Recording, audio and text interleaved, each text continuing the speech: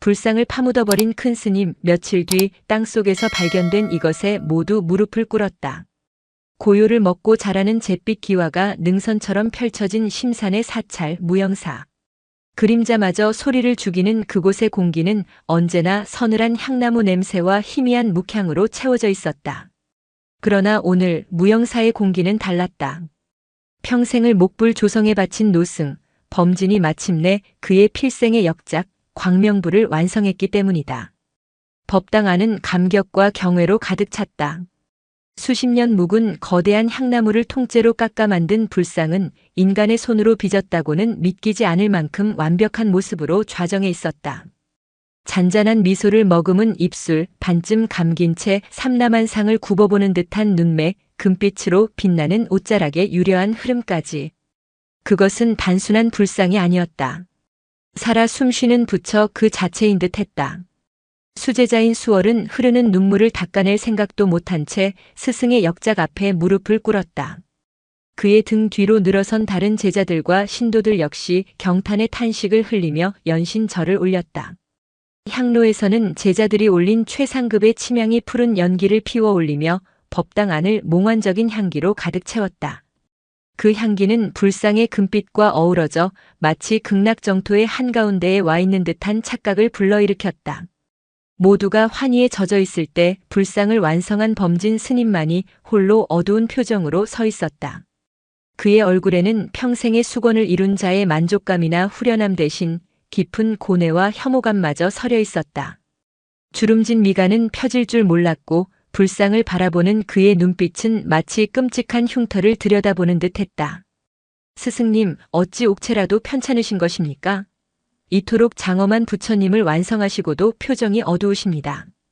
가장 먼저 스승의 이상을 감지한 수월이 걱정스럽게 물었다.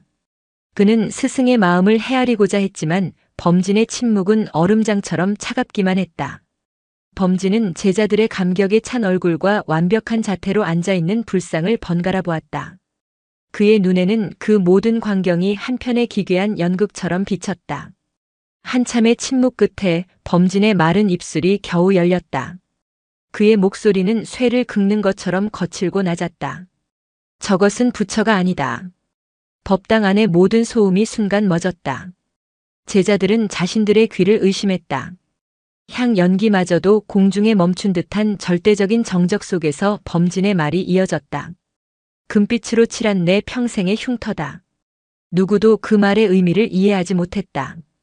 평생을 바쳐 이룩한 가장 성스러운 과업을 어찌 흉터라 칭하는가.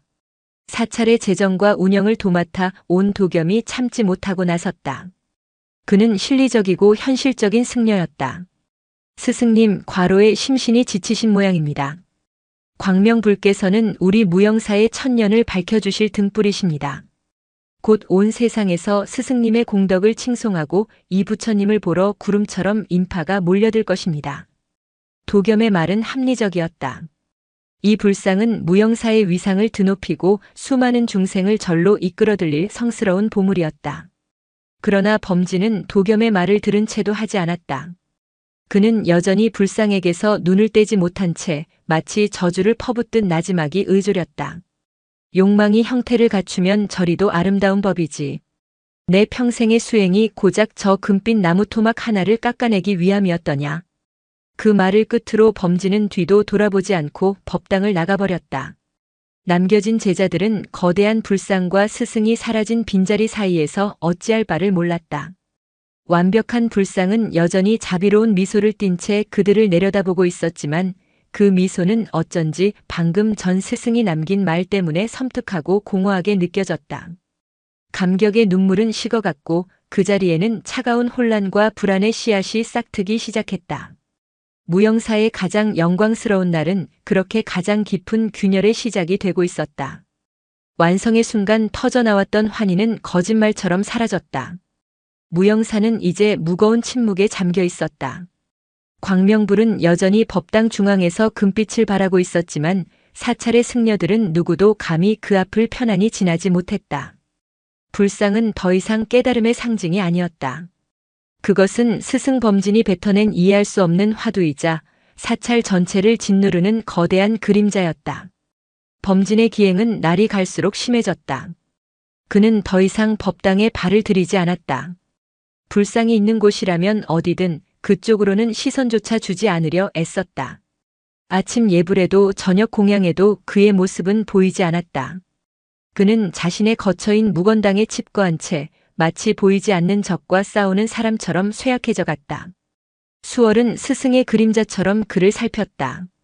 밤이 깊어 모두가 잠든 시간이면 수월은 스승의 방문 밖에서 조용히 숨을 죽였다. 안에서는 범진의 고통스러운 신음과 함께 무언가를 중얼거리는 소리가 새어나왔다. 눈을 감아라 감아라, 그 눈으로 나를 보지 마라. 처음에는 그저 잠꼬 대려니 생각했다.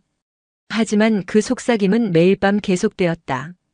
수월은 그 말이 누구를 향한 것인지 직감할 수 있었다. 스승은 자신이 만든 불상 광명불의 시선을 피하고 있었다. 스스로에게 저주를 퍼붓는 스승의 모습에 수월의 가슴은 찢어질 듯 아팠다. 어느 날 밤 수월은 마침내 용기를 내어 방문을 열었다. 촛불 한 자루만이 흔들리는 어두운 방 안, 범진은 불상이 있는 법당 쪽을 향해 등을 돌리고 앉아 있었다. 앙상하게 마른 등이 가냘프게 떨리고 있었다. 스승님. 수월이 목 메인 소리로 부르자 범진은 천천히 고개를 돌렸다. 달빛에 비친 그의 얼굴은 낯설었다. 평생의 수행으로 다져진 깊고 고요한 눈빛은 사라지고 그 자리에는 공포와 번민에 시달리는 나약한 인간의 모습만이 남아 있었다. 수월아, 너는 저것이 무엇으로 보이느냐? 범진이 떨리는 손가락으로 법당 쪽을 가리켰다. 부처님이시옵니다. 아니다. 범진은 단호하게 고개를 저었다. 그의 눈에 이체가 돌았다. 저것은 거울이다. 내 안에 가장 추악한 욕망을 비추는 거울이야. 나는 부처를 좇는 구도자가 아니었다. 세상에서 가장 아름다운 불상을 만들겠다는 욕심에 사로잡힌 장인에 불과했지. 내 손재주를 뽐내고 후세에 내 이름을 남기고 싶은 교만, 그 이상도 이하도 아니었어. 그의 목소리에는 깊은 자기 혐오가 배어 있었다. 수월은 스승의 고백 앞에서 아무 말도 할 수 없었다. 지난 수십 년간 스승이 불상 조성에 쏟아부었던 피와 땀을 누구보다 잘 알고 있었기 때문이다. 스승은 최고의 불상을 만들기 위해 전국을 떠돌며 가장 성스러운 기운을 가진 향나무를 찾아 헤맸다. 목욕제계 후가 아니면 결코 정을 잡지 않았고 또에 온 정신을 집중하며 불상과 하나가 되려 애썼다. 그 모든 과정이 어찌 한낱 욕심과 교만으로 치부될 수 있단 말인가. 스승님, 그것은 욕심이 아니라 정성이었고 교만이 아니라 신심이었습니다. 스승님의 손끝에서 피어난 부처님은 이미 수많은 사람들에게 감동과 위안을 주고 계십니다. 수월이 간절하게 변호했지만 범진의 귀에는 들리지 않는 듯 했다. 그는 헛웃음을 터뜨렸다. 위안이라고? 가짜가 주는 위안은 독과 같다. 저 불상은 너무 완벽해서 거짓되다. 고통도 번뇌도 슬픔도 없는 저 완벽한 얼굴을 보아라. 저것은 중생의 아픔을 보듬는 부처의 얼굴이 아니다. 오직 완벽함이라는 내 욕망을 투영한 허상일 뿐이야. 나는 내 욕망을 신성으로 포장하여 모두를 속이고 있는 것이다. 그날 이후 범진의 방에서는 밤마다 목탁 소리가 아닌 무언가를 긁어내는 듯한 소리가 들려왔다. 궁금증을 이기지 못한 수월이 몰래 문틈으로 엿보았을 때 그는 충격적인 광경을 목격했다. 범진이 자신의 손가락을 날카로운 돌로 긁어 상처를 내고 있었다. 평생 불상을 깎아 섬세하고 굳건했던 그 손이 피투성이가 되어 망가지고 있었다. 마치 자신의 죄가 그 손에 있다고 믿는 것처럼. 한편 도겸은 스승의 기행을 더 이상 좌시할 수 없었다. 그는 사찰의 다른 중진들을 모아 대책을 논의했다. 노스님께서 연로하시어 망령이 드신 게 틀림없다. 저 위대한 광명불을 저리 핍박하시다니. 우리는 스승님의 명예를 지키고 무영사의 미래를 위해 결단을 내려야 한다. 도겸의 주장에 몇몇 승려들이 동조했다. 그들은 범진의 행동을 깨달음의 과정이 아닌 사찰의 존립을 위협하는 위험한 행동으로 간주했다. 그들은 범진을 무건당에 유폐하다시피 하고 광명불의 저만식을 강행하여 세상에 무영사의 건재함을 알려야 한다고 주장했다. 수월은 그들의 논의를 엿들으며 깊은 무력감에 빠졌다. 한쪽에서는 스승이 스스로를 파괴하고 있었고 다른 한쪽에서는 제자들이 스승을 고립시키려 하고 있었다. 그 중심에는 말이 없는 불상 광명불이 있었다. 그 완벽한 아름다움이 이제는 무영사 전체를 집어삼키는 불길의 씨앗처럼 보였다. 불안한 긴장감이 사찰의 지붕 아래를 떠돌며 곧 터져나올 거대한 폭풍을 예고하고 있었다. 그날 밤은 유난히 달이 없었다. 먹물을 풀어놓은 듯한 하늘은 별빛 한 점 허락하지 않았고 산짐승의 울음소리마저 끊긴 밤은 죽음처럼 고요했다. 무영사를 감싼 정적은 평화가 아닌 폭발 직전의 화약고 같은 긴장감을 품고 있었다. 새벽녘 모두가 가장 깊은 잠에 빠져 있을 시간. 이제 막 잠에서 깬 어린 동자승 명운이 화장실에 가기 위해 방문을 나섰다. 법당 앞마당을 지나던 명운은 어둠 속에서 무언가 부스럭거리는 소리를 들었다. 흙을 파내는 듯한 둔탁하고 규칙적인 소리였다. 멧돼지라도 내려온 것인가 싶어 겁을 먹은 명운은 황급히 수월의 방으로 달려가 그를 깨웠다. 수월 스님, 밖에 이상한 소리가 납니다. 잠결에 눈을 뜬 수월은 명운을 안심시키며 함께 밖으로 나섰다. 소리가 들려오는 곳은 법당 바로 앞 가장 정갈하게 가꾸어진 마당이었다. 그곳에서 수월과 명운은 자신들의 눈을 의심하게 하는 광경을 목격했다. 어둠 속에서 희미한 윤곽을 드러낸 인형은 다름 아닌 노승 범진이었다.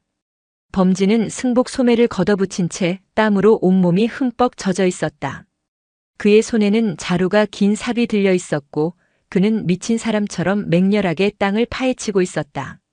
그의 옆에는 법당 안에 있어야 할 광명불이 차가운 흙바닥 위에 누워 있었다. 금빛 옷자락에는 흙먼지가 잔뜩 묻어 있었고 자비로운 미소는 어둠 속에서 기괴한 냉소처럼 보였다. 스승님. 수월의 비명에 가까운 외침이 새벽의 정적을 갈랐다. 그 소리에 다른 승려들도 하나둘 잠에서 깨어나 마당으로 몰려들었다. 삽시간에 마당은 횃불을 든 승려들로 둘러싸였다. 모두의 얼굴에는 경악과 불신이 가득했다. 가장 먼저 달려온 것은 도겸이었다. 그는 흙먼지를 뒤집어 쓴 채 누워있는 불상과 숨을 헐떡이며 삽질을 계속하는 범진을 번갈아 보더니 분노로 얼굴이 시뻘개졌다. 스승님, 지금 대체 무슨 짓을 하시는 겁니까? 이것은 신성을 더럽히는 죄업입니다. 부처님을 땅에 파묻다니요.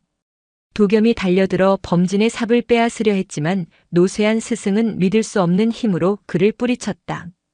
범진의 눈은 광기로 번뜩이고 있었다. 그는 제자들의 외침에도 아랑곳하지 않고 묵묵히 구덩이를 넓혀갈 뿐이었다. 모두 스승님을 말리게. 스승님께서 정말 실성하셨네. 도겸의 고함에 몇몇 승려들이 달려들어 범진의 팔을 붙잡았다. 그러나 범진은 그들의 손을 뿌리치며 포효했다. 내게 손대지 마라. 이것이야말로 내가 저 흉물에게 해줄 수 있는 유일한 공양이다. 수월은 차마 스승에게 달려들지 못한 채 눈물만 흘리며 무릎을 꿇었다. 스승님, 제발 멈추십시오. 스승님의 평생이 담긴 불상이시지 않습니까? 어찌 스승님의 손으로 그 모든 세월을 묻으려 하십니까?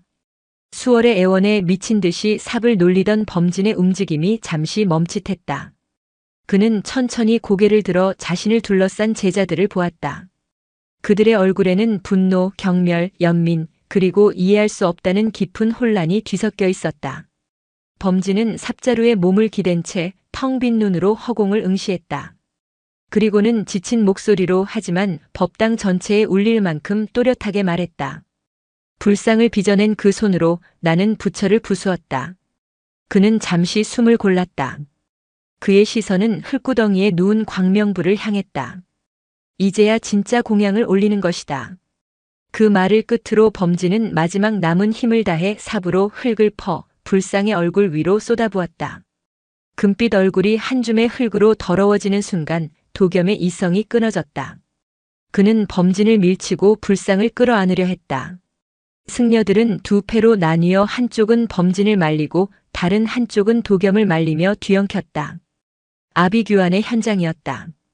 그때였다. 하늘에서 차가운 것이 뚝 하고 떨어졌다. 곧이어 또 한 방울. 이내 장대비가 쏟아지기 시작했다. 마치 하늘이 이 신성 모독의 현장을 지켜보고 노한 듯 빗줄기는 횃불을 꺼뜨리고 승려들의 몸을 순식간에 적셨다. 쏟아지는 비 속에서 범진은 모든 것을 체념한 듯 그 자리에 주저앉았다. 파헤쳐진 구덩이로는 흙탕물이 흘러들었고 흙먼지를 뒤집어 쓴 광명불은 빗물에 씻겨 내려가며 마치 눈물을 흘리는 것처럼 보였다. 제자들은 빗속에 엉망으로 뒤엉킨 채 흙탕물에 잠겨가는 불상과 망연자실한 스승을 번갈아 돌 뿐이었다. 무영사의 밤은 그렇게 진창 속에서 무너져 내리고 있었다. 창조와 파괴의 신성과 모독의 경계가 빗물에 씻겨 흐릿해지고 있었다. 폭풍우가 핥히고 간 무영사의 아침은 처참했다. 밤새 쏟아진 비는 마당 곳곳을 패이게 했고 꺾인 나뭇가지와 젖은 낙엽들이 진흙과 뒤섞여 어지럽게 널려 있었다. 그러나 그 모든 혼란의 중심에는 마치 거대한 무덤처럼 솟아오른 흙무덤이 있었다. 한때 광명불이라 불렸던 성스러운 존재가 잠들어 있는 이제는 불경과 죄의 상징이 되어버린 자리였다. 승려들은 망연자실한 표정으로 마당을 서성였다. 밤사이의 광기는 사라지고 차갑고 무거운 현실만이 그들을 짓눌렀다.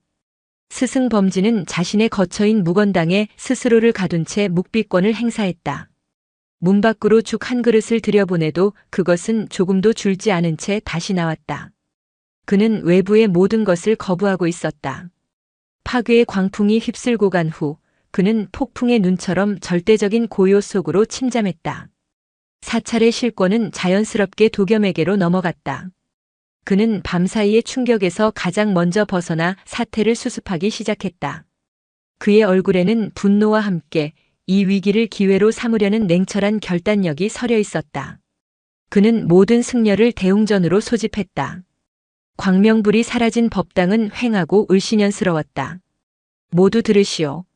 도겸의 목소리는 낮았지만 힘이 있었다. 그는 좌중을 둘러보며 말을 이었다.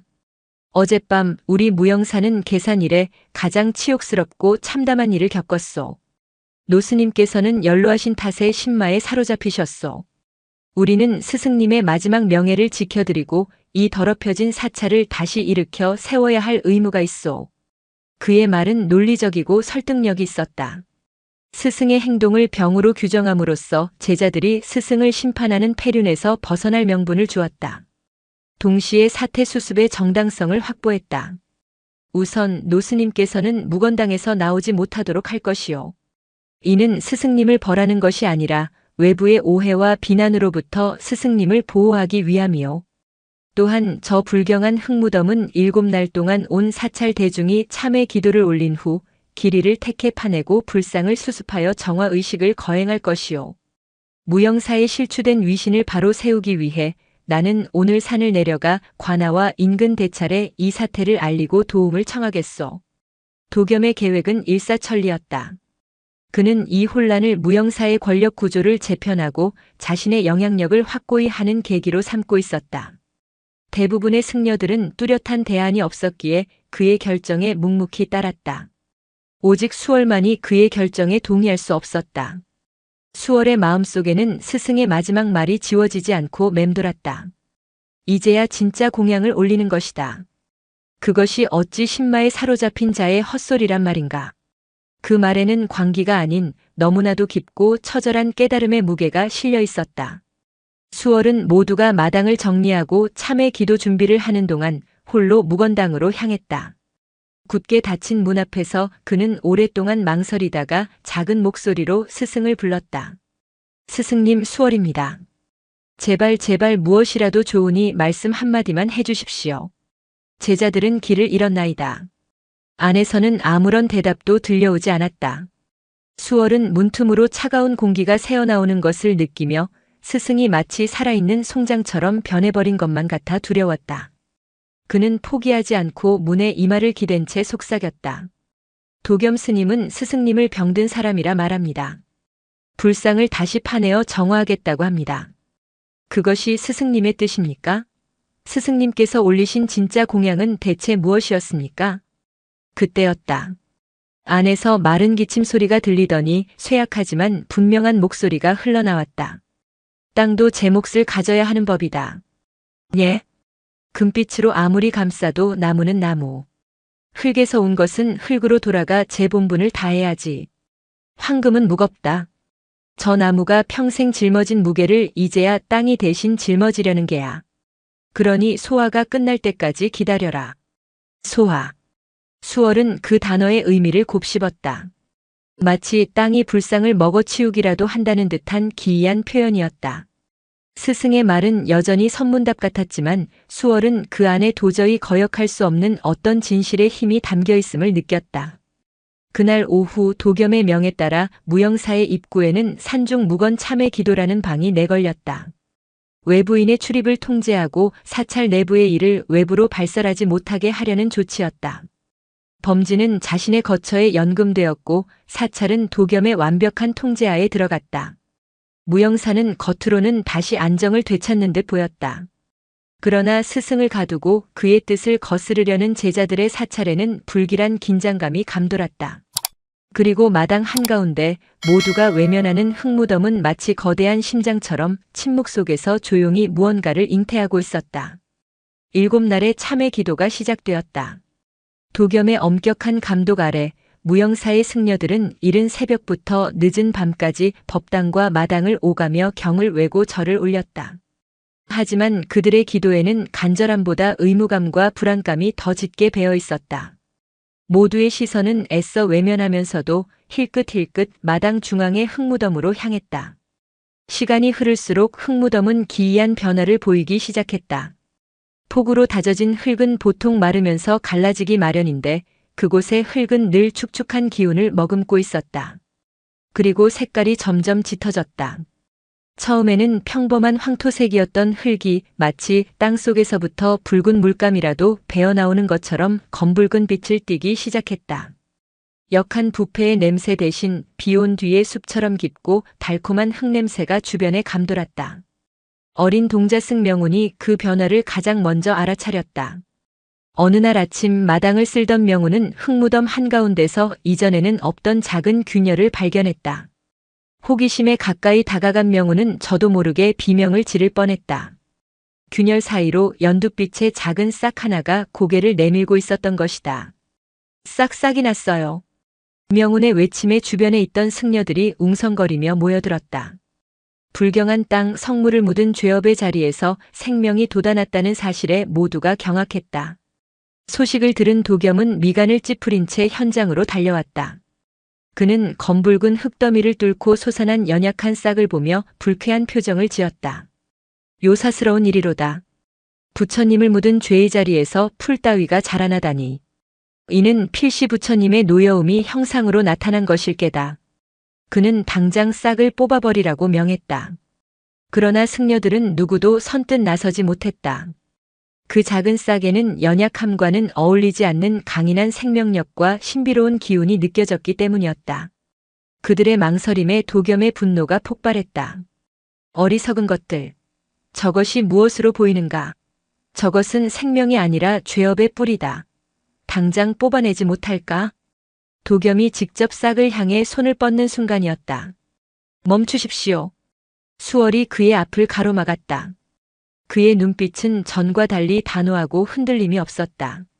스승님께서 말씀하셨습니다. 소화가 끝날 때까지 기다리라고 하셨습니다. 땅의 뜻을 거스르지 마십시오. 땅의 뜻? 미친 소리. 이제 너마저 노망난 스승의 망언에 놀아나는 것이냐? 비켜서지 못할까? 도겸과 수월 사이에 팽팽한 긴장감이 흘렀다. 두 수제자의 대립을 지켜보던 다른 승려들은 어찌할 바를 몰랐다. 결국 도겸은 수월의 완강한 태도에 혀를 차며 물러섰다. 하지만 그는 이래간의 참회 기도가 끝나는 날 저 요물과 함께 묻혀있는 불상을 기필코 파낼 것이다라고 엄포를 놓았다.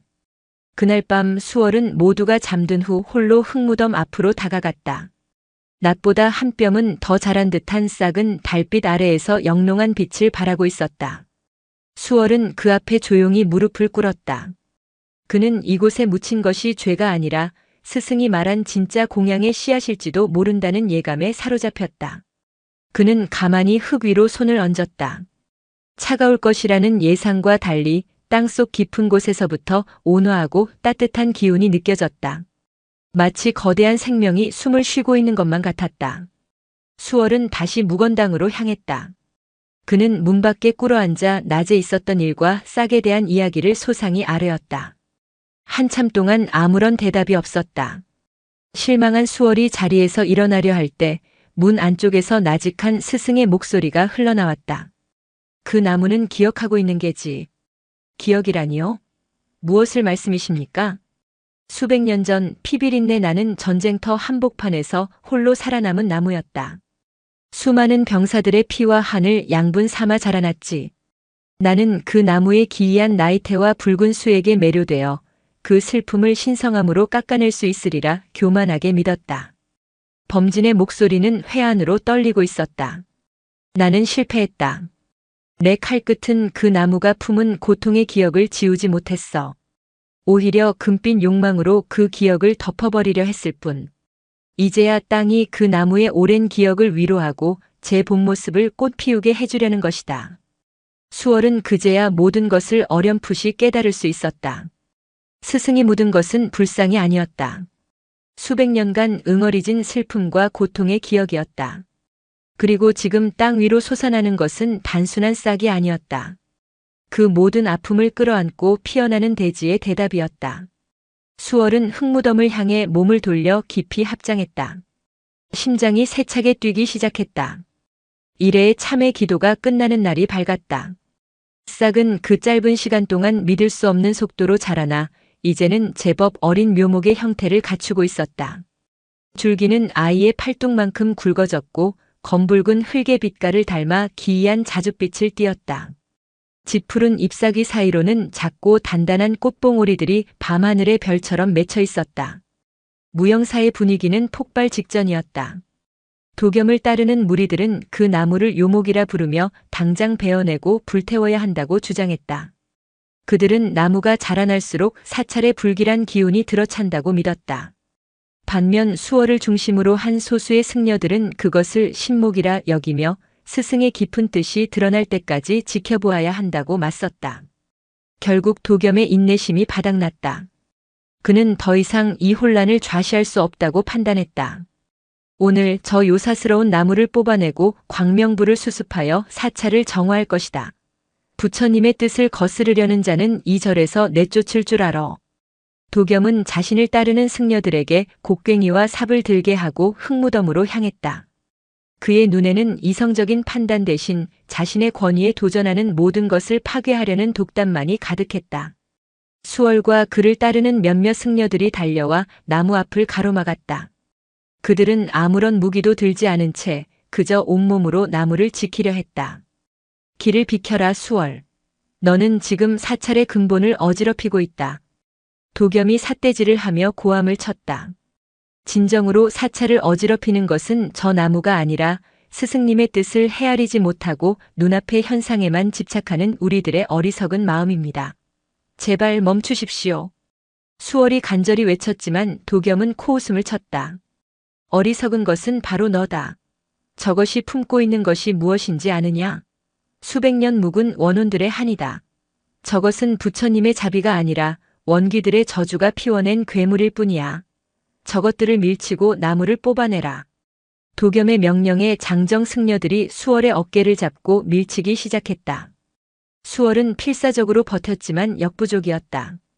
승려들 사이에 거친 몸싸움이 벌어지려는 순간 그들의 머리 위로 툭 하는 작은 소리가 들렸다. 모두의 움직임이 멎었다. 시선이 일제히 나무로 향했다. 수십 개의 꽃봉오리 중 가장 꼭대기에 있던 하나가 마치 무언가에 화답하듯 천천히, 아주 천천히 꽃잎을 열기 시작했다. 그것은 세상에 존재하지 않는 색이었다. 매화였다. 하지만 봄의 희망을 노래하는 연분홍빛도 고고한 선비의 기계를 상징하는 흰빛도 아니었다. 이제 막 심장에서 뽑아낸 듯 섬뜩할 정도로 선명하고 짙은 핏빛이었다. 꽃잎 한 장 한 장이 마치 피로 물든 비단 같았고 그 중심의 꽃술은 금가루를 뿌린 듯 미세하게 빛나고 있었다. 그뿐만이 아니었다. 꽃에서는 향기가 없었다. 대신 비에 젖은 흙냄새와 희미한 쇠 비린내가 섞인 듯한 기묘한 냄새가 바람을 타고 퍼져나갔다. 그것은 아름다웠지만 슬펐고 고결했지만 처절했다. 한 송이 꽃 안에 수백 년의 전쟁터에서 죽어간 병사들의 비명과 눈물이 모두 담겨 있는 듯 했다. 모두가 숨을 죽인 채 그 비현실적인 광경을 너클 잃고 바라보았다. 곡괭이를 들었던 승려는 자신도 모르게 손에서 연장을 떨어뜨렸다. 도겸은 벌린 입을 다물지 못한 채 자신의 이성과 상식이 산산조각 나는 것을 느끼며 뒷걸음질 쳤다. 그의 눈에 비친 것은 더 이상 요목이나 신목이 아니었다. 그것은 인간의 이해를 초월한 거스를 수 없는 어떤 존재의 현현이었다. 수월은 떨리는 눈으로 핏빛 매화를 바라보았다. 그리고 천천히 고개를 돌려 무건당 쪽을 보았다. 굳게 닫힌 문 너머 자신의 손으로 불상을 묻고 스스로를 가둔 채 이 모든 것을 예견했을 스승의 모습이 그려졌다. 비로소 그는 깨달았다. 스승은 불상을 파괴한 것이 아니었다. 가장 낮은 곳의 고통을 끌어안아 가장 숭고한 진실을 꽃피운 것이었다. 핏빛 매화가 피어난 순간 무영사의 시간은 멈췄다. 승려들을 휘감았던 분노와 대립의 기운은 거짓말처럼 쓰러지고 그 자리에는 인간의 언어로는 도저히 설명할 수 없는 경외와 혼란이 내려앉았다. 그들은 살아있는 기적 혹은 끔찍한 저주를 목도한 증인들처럼 미동도 없이 나무 앞에 서 있었다. 세상을 붉게 물들일 듯한 그 작은 꽃 한 송이가 수십 명 장정들의 의지를 단숨에 꺾어버린 것이다. 가장 큰 충격에 빠진 것은 도겸이었다. 그의 이성은 눈앞의 현실을 받아들이기를 거부했다. 그의 세계에서 나무는 나무고 꽃은 꽃일 뿐이었다. 불상은 신성의 상징이고 땅은 그저 흙일 뿐이었다. 그러나 지금 그의 눈앞에 있는 것은 그 모든 경계를 허물어뜨리는 존재였다. 죄업의 상징인 흙무덤에서 피의 기억을 품은 나무가 자라나 비애의 빛을 머금은 꽃을 피웠다. 이 모든 것은 그가 평생 쌓아온 지식과 논리의 탑을 뿌리부터 뒤흔들었다. 요물이다, 저것은 요물이다. 그는 속으로 되뇌었지만 더 이상 그 말에는 힘이 실리지 않았다. 그의 심장이 말하고 있었다. 저것은 단순한 요물이나 괴물이 아니라고. 저 안에는 자신이 감히 헤아릴 수 없는 깊고 거룩한 무언가가 잠들어 있다고. 그의 손에서 곡괭이가 힘없이 떨어져 흙바닥에 부딪히는 소리가 유난히 크게 울렸다. 그는 비틀거리며 자신의 처소로 물러났다. 마치 전쟁에서 패한 장수처럼 그의 등은 초라하게 굽어 있었다. 도겸이 사라지자 남은 승려들을 짓누르던 긴장감도 서서히 풀렸다. 그들은 홀린 듯 한 걸음씩 나무 앞으로 다가섰다. 그리고 그들은 깨달았다. 처음에 피어난 꽃 한 송이가 끝이 아니라는 것을. 마치 첫 꽃의 개화를 신호탄 삼아 다른 봉오리들도 앞다투어 꽃망울을 터뜨리기 시작했다. 하나, 둘, 그리고 이내 수십 송이의 핏빛 매화가 어린 나뭇가지를 뒤덮었다. 무영사의 잿빛 마당 한가운데 마치 대지의 상처에서 피가 솟아나는 듯한 장관이 펼쳐졌다. 가장 먼저 무릎을 꿇은 것은 수월이었다. 그는 나무를 향해 조용히 오체투지를 올렸다. 그의 등 뒤로 다른 승려들도 하나둘씩 따라 무릎을 꿇고 합장했다. 그들의 기도에는 더 이상 혼란이나 두려움이 없었다. 그저 온전한 경외와 존중만이 남아 있었다. 그들은 이제 더 이상 이것을 나무라고 부르지 않았다. 그것은 이름 없는 힘이 되었다. 시간이 흐르고 해가 중천에 떠오르자 기묘한 현상이 또 하나 일어났다. 나무를 중심으로 반경 수십 보에 걸쳐 설명할 수 없는 향기가 퍼져나가기 시작했다. 그것은 꽃향기가 아니었다. 비에 젖은 오래된 흙의 냄새, 갓별인 칼날에서 나는 서늘한 쇠 냄새, 그리고 아주 희미하게 누군가의 눈물처럼 짭조름한 향취가 섞여 있었다. 그 향기는 사람의 마음을 파고드는 힘이 있었다. 향기를 맡은 승려들은 저마다 가슴 깊이 묻어두었던 슬픔의 기억들을 떠올렸다. 어떤 이는 속세에 두고 온 늙은 어머니의 주름진 얼굴을, 어떤 이는 젊은 날 덧없이 떠나보낸 인연의 아픔을, 또 어떤 이는 구도의 길에서 수없이 겪었던 자신의 어리석음과 한계를 떠올렸다. 눈물을 흘리는 자는 없었지만 모두의 눈시울은 뜨거워졌다. 그것은 슬픔을 자극하는 향기가 아니었다. 슬픔을 위로하고 그 슬픔이야말로 살아있음의 증거임을 조용히 알려주는 비애의 향기였다. 승려들은 하루 종일 나무 앞에서 떠날 줄을 몰랐다. 그들은 경전을 외우는 대신 침묵했고 불상을 향해 절하는 대신 땅의 숨결을 느꼈다. 무형사의 수행 방식이 그날을 기점으로 소리 없이 변하고 있었다. 그리고 해가 서산으로 넘어가며 마지막 빛을 토해낼 무렵 모두가 숨을 죽였다. 기익. 열흘 가까이 굳게 닫혀있던 무건당의 문이 아주 천천히 안쪽에서부터 열리고 있었다. 문이 열리고 한 사람의 그림자가 길게 마당으로 드리워졌다. 범진이었다. 열흘간의 칩거 끝에 모습을 드러낸 노승은 이전과는 완전히 다른 사람이 되어 있었다.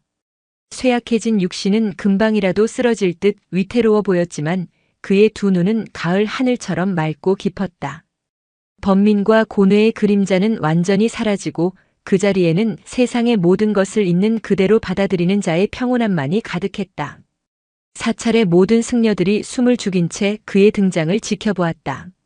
시간은 더디게 흘렀고 공간은 장엄한 침묵으로 가득 찼다. 범진은 무건당을 나와 마당의 핏빛 매화나무를 향해 한 걸음 내디뎠다.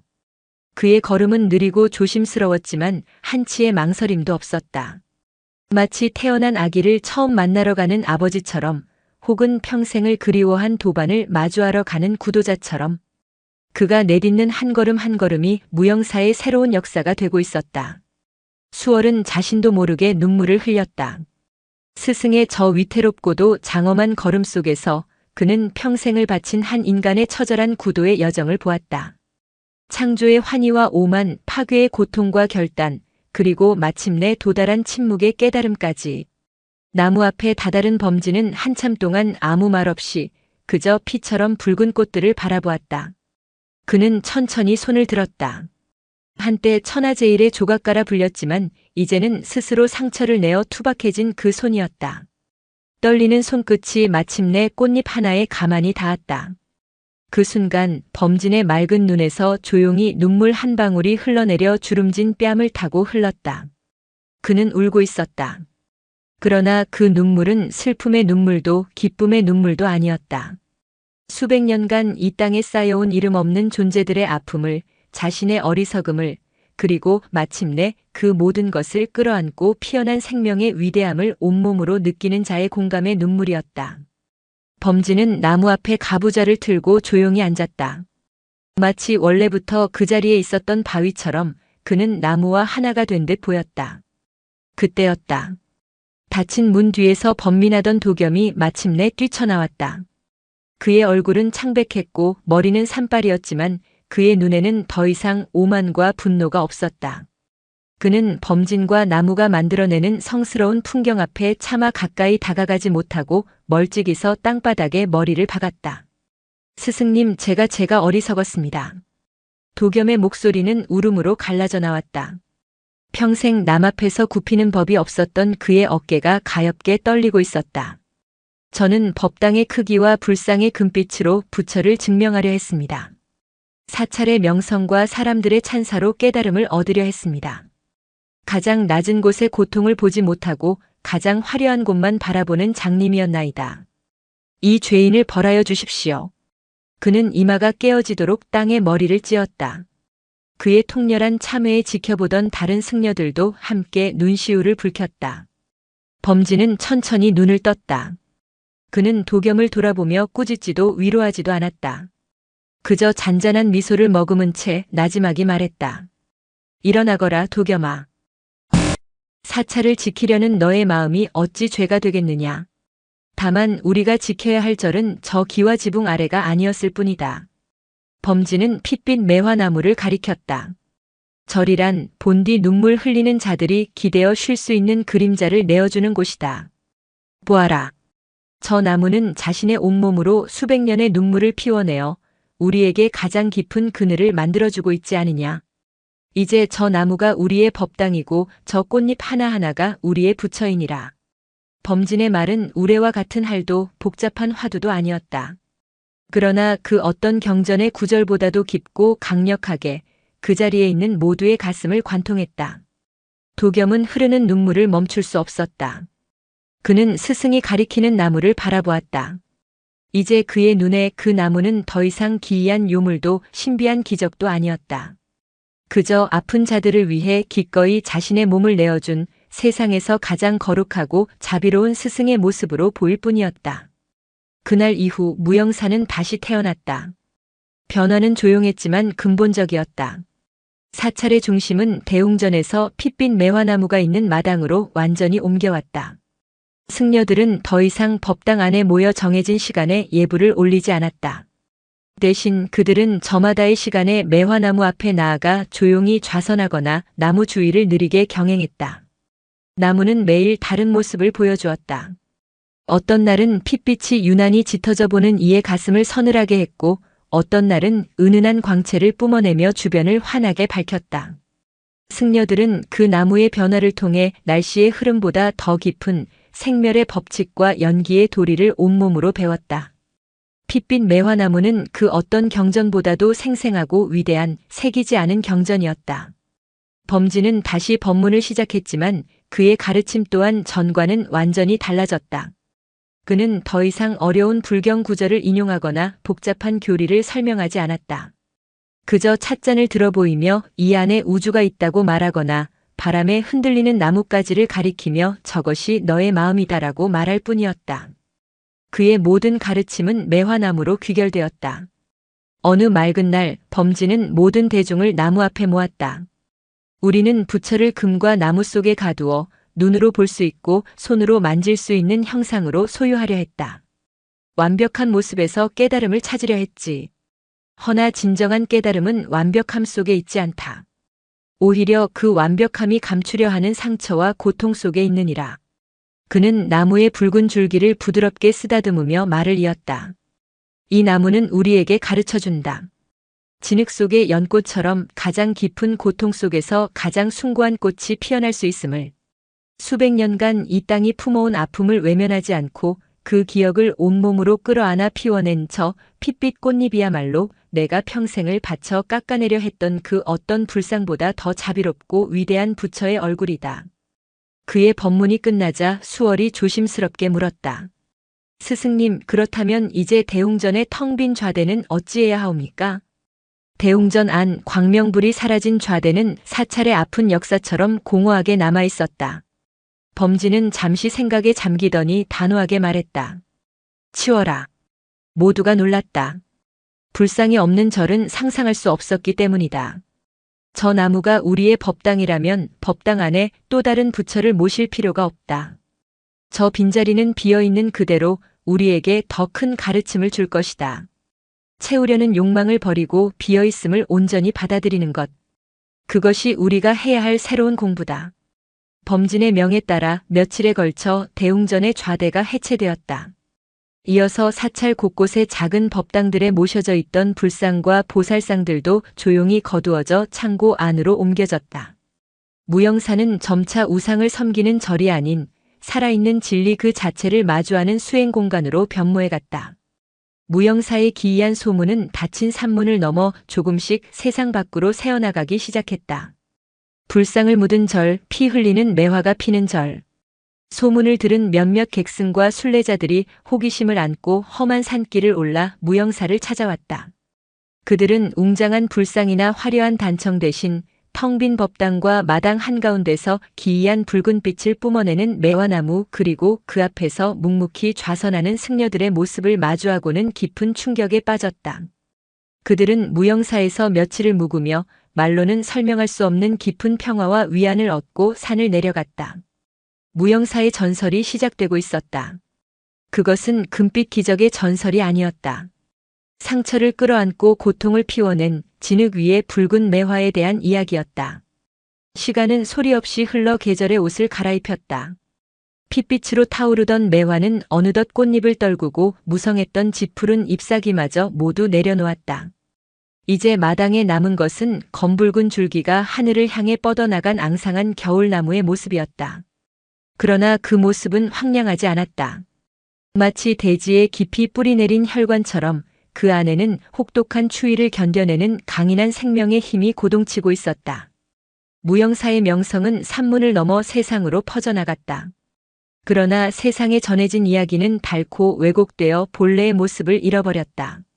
어떤 이는 불상을 묻고 요사스러운 나무를 숭배하는 이교의 소굴이라 흉보았고, 어떤 이는 그 나무의 꽃잎을 다려 마시면 모든 병이 낫는다는 허무맹랑한 소문을 퍼뜨렸다.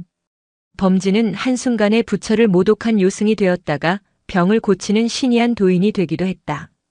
진실의 무게는 가벼워지고 소문은 자극적인 날개를 달고 천리를 날아갔다. 결국 그 불길한 소문은 교구의 모든 사찰을 관장하는 총림의 귀에까지 들어가고 말았다. 겨울의 초입 총림의 대방장실에서는 무거운 침묵 속에 회의가 진행되고 있었다. 수십 개의 대차를 호령하는 대승려들 사이에서 무영사의 이름이 조심스럽게 거론되었다.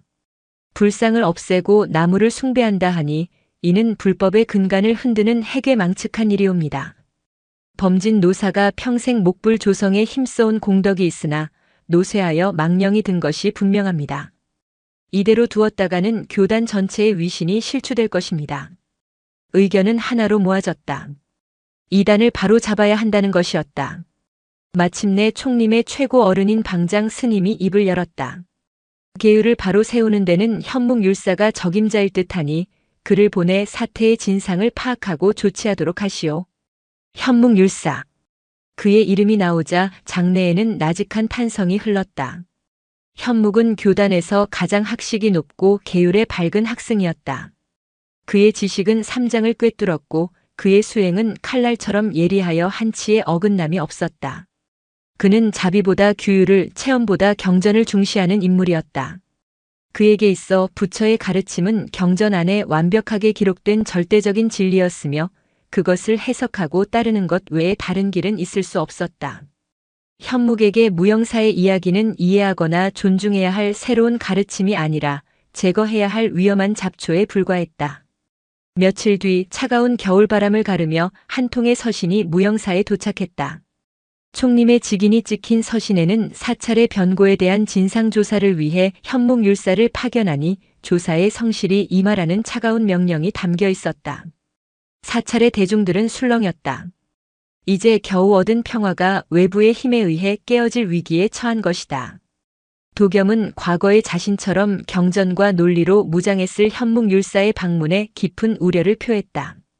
스승님, 현묵율사께서는 문자에 통달하셨으나 마음의 길에는 어두우신 분입니다. 그분께 우리 무영사의 진실을 어찌 설명할 수 있겠습니까? 그러나 범진은 동요하지 않았다. 그는 앙상한 매화나무 가지에 내려앉은 흰 눈을 바라보며 조용히 말했다. 진실은 설명하는 것이 아니라 그저 보여주는 것이다.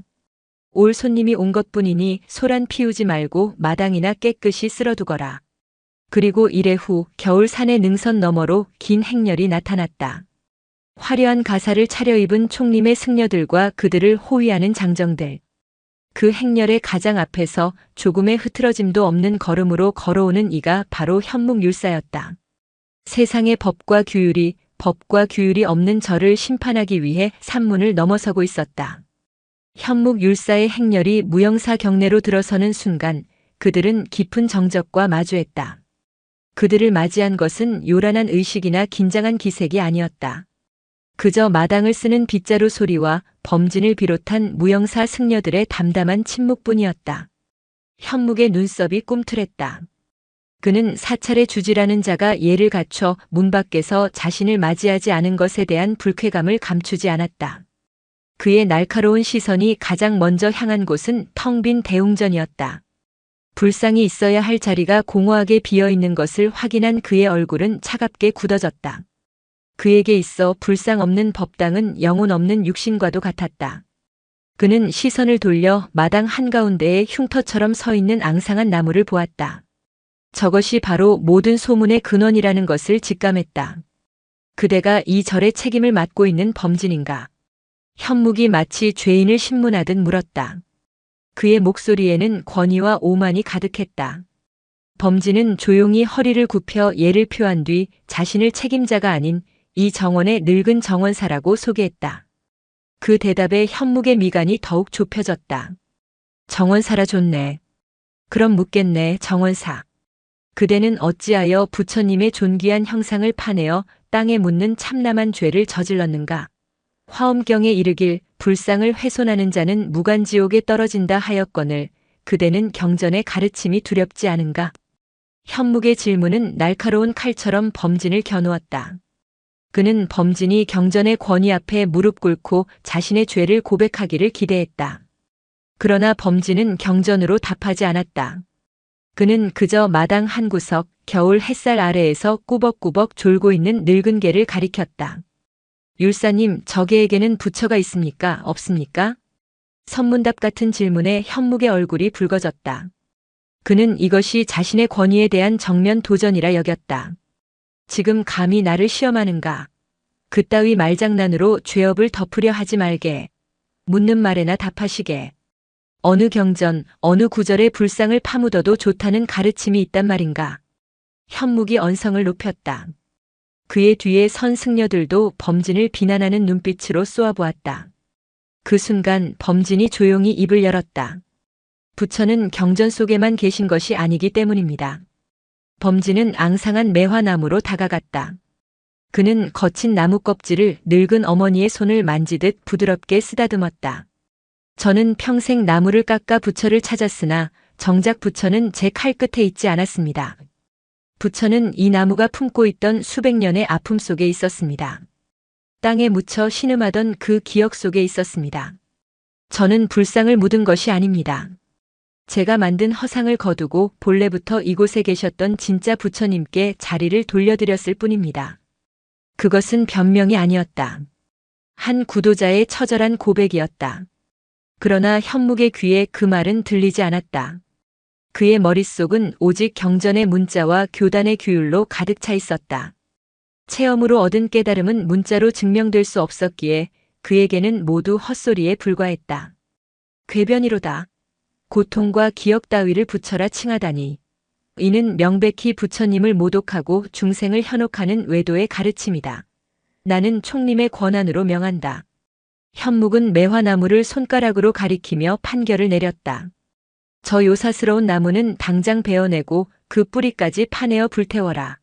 또한 주지 범진은 불법을 어지럽힌 죄를 물어 파괴를 명하고 이 절에서 영원히 추방한다. 이것이 교단의 뜻이다. 그의 선언은 사형 선고와도 같았다. 현묵의 뒤에 있던 장정들이 섬뜩한 빛을 내는 도끼를 들고 나무를 향해 나섰다. 무영사의 모든 승려들의 얼굴이 하얗게 질렸다. 그들의 유일한 부처가 이제 막 세상의 법 앞에 참수당할 위기에 처한 것이다. 도끼를 든 장정들이 앙상한 매화나무를 둘러쌌다. 그들의 눈에는 감정도 망설임도 없었다. 그저 내려진 명령을 수행할 뿐이었다. 그 순간 수월과 도겸을 필두로 한 무영사의 모든 승려들이 달려 나와 나무 주위를 에워쌌다. 그들은 무기를 들지도 고함을 치지도 않았다. 그저 서로의 팔을 단단히 걸어 잠근 채 온몸으로 나무를 지키는 인간 방패가 되었다. 그들의 눈빛은 차라리 우리를 먼저 베라고 말하고 있었다. 현묵은 그 광경을 차갑게 내려다보았다. 어리석은 것들. 저주받은 나무를 지키기 위해 승려의 본분마저 잊었는가. 마지막 경고다. 비켜서라. 거역하는 자는 모두 범진과 같은 죄로 다스릴 것이다. 그러나 무영사의 승려들은 꿈쩍도 하지 않았다. 팽팽한 대치 상황 속에서 모두의 시선은 범진에게로 향했다. 그가 과연 어떤 말을 할 것인가. 그러나 범진의 반응은 모두의 예상을 벗어났다. 그는 제자들을 향해 조용히 말했다. 모두 비켜서거라. 수월이 믿을 수 없다는 표정으로 스승을 돌아보았다. 스승님. 도끼가 두려워 몸을 떠는 나무는 아직 땅의 깊이를 온전히 이해하지 못한 나무다. 베어지면 베어지는 것이 순리요, 살아남으면 살아남는 것이 인연이다. 억지로 막아서지 마라. 범진의 목소리는 뜬구름처럼 평온했다. 그의 눈에는 분노도 슬픔도 두려움도 없었다. 오직 모든 것을 받아들이는 완전한 평정심만이 존재했다. 그의 마지막 가르침은 저항이 아닌 완전한 수용이었다. 제자들은 차마 스승의 뜻을 거역하지 못하고 피눈물을 삼키며 한 걸음씩 물러섰다. 이제 나무 앞에는 아무런 장애물도 없었다. 장정 중 하나가 도끼를 높이 치켜들었다. 시퍼런 도끼날이 겨울 햇살을 받아 섬광을 터뜨렸다. 그가 막 도끼를 내리치려는 순간이었다. 툭. 세상의 모든 소리가 멎는 듯한 아주 작고 여린 소리. 모두의 시선이 소리가 난 곳으로 향했다. 도끼날이 닿으려던 바로 그 앙상한 나뭇가지 끝에서 믿을 수 없는 일이 벌어지고 있었다. 단단하게 닫혀있던 겨울 눈 하나가 마치 오랜 잠에서 깨어나듯 천천히 껍질을 벗고 그 안에서 핏빛의 여린 꽃잎을 밀어내고 있었다. 겨울에 피어나는 매화. 생명의 기운이라고는 찾아볼 수 없는 혹한의 계절에 죽은 듯 말라있던 가지 끝에서 한 송이의 꽃이 피어나고 있었다. 그것은 봄의 약속도 자연의 섭리도 아니었다. 모든 논리와 이성을 뛰어넘는 조용하지만 압도적인 기적이었다. 꽃잎은 완전히 열리자 마치 마지막 힘을 다한 듯 가만히 떨었다. 그리고 그 꽃잎으로부터 형언할 수 없는 비애의 향기가 바람 한 점 없는 대기 속으로 퍼져나갔다. 그 향기는 가장 먼저 도끼를 든 장정에게 닿았다. 그의 팔은 공중에서 그대로 굳어버렸다. 이어서 현묵율사에게 닿았다. 평생 경전 속에서 살아온 그의 코끝에 단 한 번도 맡아본 적 없는 숭고한 슬픔의 향기가 스며들었다. 순간 그의 머릿속을 가득 채웠던 수만 자의 경전이 하얗게 지워졌다. 그 빈자리를 이름 모를 병사의 마지막 숨결이, 전장에서 죽어간 아들을 부르짖던 어미의 눈물이, 그리고 그 모든 것을 끌어안은 대지의 깊은 침묵이 채웠다. 그는 처음으로 문자가 아닌 가슴으로 고통이라는 경전을 읽었다. 수백 년의 세월이 응축된 그 향기 앞에서 그가 평생 쌓아온 지식의 탑은 모래성처럼 허물어져 내렸다. 현묵은 자신도 모르게 한 걸음 뒤로 물러섰다. 그의 얼굴에서 오만과 권위가 씻겨나가고 길 잃은 구도자의 당혹스러운 표정이 떠올랐다. 그는 얼어붙은 듯 서 있는 자신의 수하들을 돌아보며 겨우 목소리를 쥐어짰다. 도끼를 거두어라. 그리고는 천천히 범진을 향해 돌아섰다. 그는 더 이상 범진을 죄인으로 보지 않았다. 그는 허리를 깊이 숙였다. 그것은 총림의 율사가 죄인에게 보내는 시혜가 아니었다. 한 인간이 자신이 이해할 수 없는 거대한 진리 앞에서 바치는 완전한 경의의 표시였다. 저희는 가보겠습니다. 그 말만을 남긴 채 현묵은 자신의 행렬을 이끌고 돌아섰다. 그들의 뒷모습은 올 때와는 달리 초라하고 무력했다. 무영사에는 다시 침묵이 찾아왔다. 모든 소란이 끝나고 앙상한 나뭇가지 끝에 홀로 피어난 핏빛 매화 한 송이만이 세상의 모든 법과 논리를 이겨낸 조용한 승리의 증거처럼 차가운 겨울 공기 속에서 고요히 빛나고 있었다. 겨울은 조용히 물러가고 얼어붙었던 계곡에 다시 물소리가 흐르기 시작했다. 봄이 오자 앙상했던 핏빛 매화나무는 또 한 번의 기적을 준비했다. 하룻밤 사이에 모든 가지 끝에 붉은 핏방울 같은 꽃봉오리가 맺히더니 이내 약속이라도 한 듯 일제히 만개했다. 지난 겨울 단 한 송이의 꽃이 보여준 기적은 고요하고 처절했다면 봄에 만개한 수백, 수천 송이의 꽃은 장엄하고 압도적이었다. 사찰 마당 전체가 마치 붉은 노을이 내려앉은 듯 성스러운 슬픔의 빛으로 가득 찼다. 그 아름다움 앞에서 승려들은 매일 아침 숨죽인 경탄과 함께 잠에서 깨어났다. 현묵율사가 삿갓을 든 채 말없이 산을 내려간 이야기는 이전의 소문과는 다른 무게를 싣고 세상에 퍼져나갔다. 교단의 가장 날카로운 칼날을 무디게 만든 절 경전의 논리를 침묵시킨 겨울의 꽃. 무영사는 더 이상 호기심이나 멸시의 대상이 아니었다. 말로는 설명할 수 없는 깊은 진리가 있는 곳, 진정한 성지로 여겨지기 시작했다. 그리고 사람들이 찾아오기 시작했다. 하지만 그들은 금빛 불상의 영험함을 기대하며 복을 구하러 오던 이들과는 근본적으로 달랐다. 새로이 무영사로 향하는 순례자들의 발걸음은 대부분 무겁고 느렸다. 그들은 삶의 가장 깊은 고통을 짊어진 이들이었다. 자식을 먼저 보낸 어미, 평생 일군 모든 것을 하루아침에 잃어버린 장사치, 이름 모를 병으로 죽음을 눈앞에 둔 청년, 그들은 기적을 바라거나 소원을 빌러온 것이 아니었다. 그저 자신의 아픔을 알아주는 곳이 있다는 소문에 이끌려 마지막으로 기댈 곳을 찾아온 이들이었다. 무영사는 그들을 위해 문을 활짝 열었다. 그러나 승려들은 그들에게 법문을 설파하거나 위로의 말을 건네지 않았다. 그저 따뜻한 차 한 잔을 내어주고 매화나무가 잘 보이는 툇마루 한쪽을 가리켜줄 뿐이었다. 순례자들은 그곳에 조용히 앉아 며칠이고 나무를 바라보았다. 그들은 나무의 핏빛에서 자신의 상처를 보았고 바람에 흔들리는 가지에서 자신의 불안을 보았다. 그러나 동시에 그 모든 상처와 불안을 품고서도 늠름하게 서서 마침내 꽃을 피워낸 나무의 강인함 속에서 자신의 살 또한 그러할 수 있다는 작은 희망을 발견했다. 눈물을 흘리는 이는 많았지만 절망하는 이는 없었다. 나무가 뿜어내는 비애의 향기는 그들의 눈물을 닦아주며 그 슬픔이 결코 혼자만의 것이 아님을 속삭여 주었다. 수월과 도겸은 그들의 곁을 묵묵히 지켰다. 수월은 그들의 침묵에 함께 귀 기울여주는 도반이 되었고 한때 사찰의 재정을 먼저 생각했던 도겸은 이제 순례자들이 편히 묵을 방을 쓸고 닦으며 그들의 허기진 배를 채워줄 죽을 쓰는 일에 가장 먼저 앞장섰다. 무영사는 가르치는 절이 아니라 함께 아파하고 함께 침묵하는 치유의 공간이 되어가고 있었다. 범진은 이제 거의 무건당 밖으로 나오지 않았다. 그는 창문을 통해 자신의 마지막 작품이 된 저 살아있는 나무와 그 나무에 기대어 새로운 삶의 의미를 찾아가는 사람들을 조용히 지켜볼 뿐이었다.